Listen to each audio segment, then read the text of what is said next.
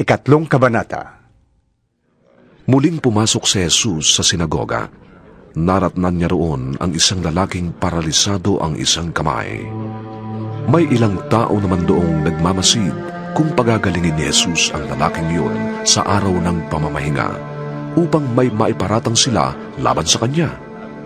Tinawag ni Jesus ang lalaking paralisado ang kamay. Halika rito sa unahan. Pagkatapos, tinanong naman niya ang mga tao. Alin ba ang naaayon sa kautusan? Ang gumawa ng mabuti o ang gumawa ng masama sa araw ng pamamahinga? Ang magligtas ng buhay o ang pumatay? Ngunit sila'y hindi sumagot. Tiningnan ni Jesus ang mga taong nakapaligid sa kanya. Galit at lungkot ang naramdaman niya dahil sa katigasan ng kanilang mga ulo. Pagkatapos, sinabi niya sa may sakit, Iunat mo ang iyong kamay. Iniunat naman ng lalaki ang kanyang kamay at ito'y gumaling.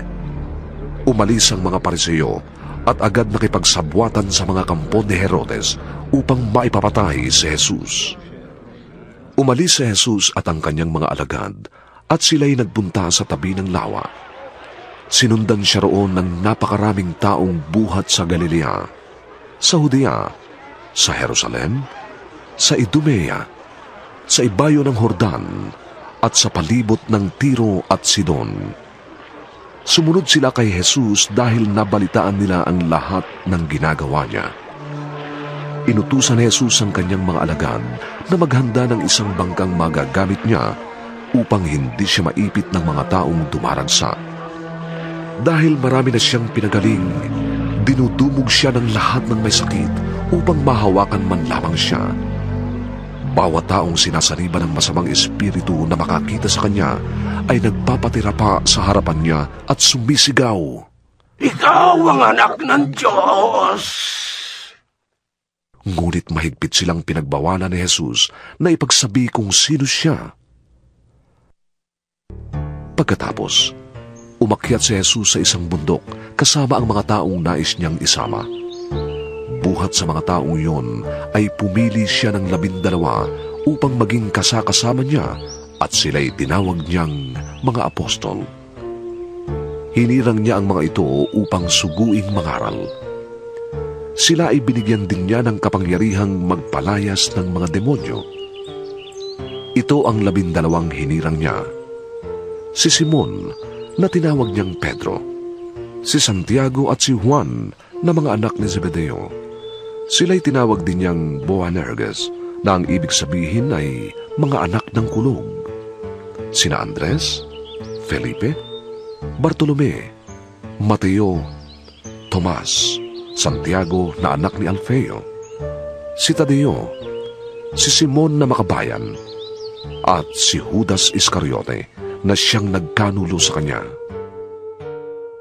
Pag-uwi ni Jesus, muling nagkatipon doon ang napakaraming tao, kaya't wala na silang panahon para makakain.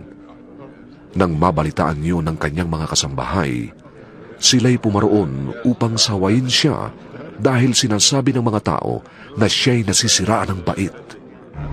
Sinasabi naman ng mga tagapagturo ng kautusan na galing sa Jerusalem, Sinasaniban niya ni Beelzebul, ang pinuno ng mga demonyo.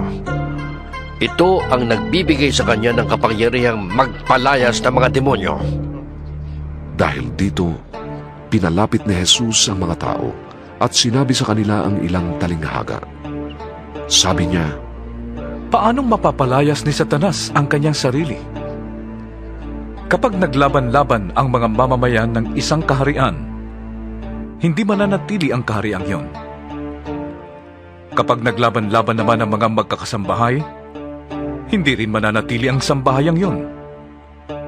Gayon din naman, kapag naghimagsik si Satanas laban sa kanyang sarili at naglaban-laban ang kanyang nasasakupan, hindi magtatagal at darating ang kanyang wakas.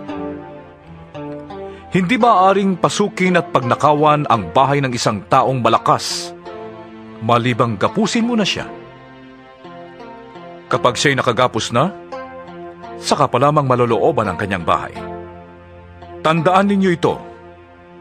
Maaaring patawarin ng tao sa lahat ng kanyang kasalanan at paglapastangan.